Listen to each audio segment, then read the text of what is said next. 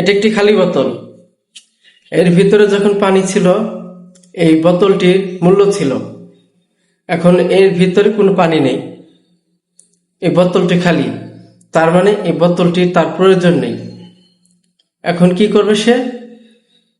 বোতলটি ফেলে দেবে। মানুষের জীবন এরকমই। আপনাকে যখন প্রয়োজন হবে তখন আপনাকে কাজে লাগাবে এই ভরা বোতলের মতো। আর যখন আপনাকে কাজে লাগবে না, তখন এই খালি বোতলের মতো আপনাকে ফেলে দেবে। তাহলে কি বুঝতে পারলেন, কি শিখতে পারলেন? মানুষ প্রয়োজনে ব্যবহৃত হয়, ঠিক এই বোতলটির মতো। যখন আপনাকে দরকার তখন আপনাকে ব্যবহার করবে। সবাইকে ধন্যবাদ।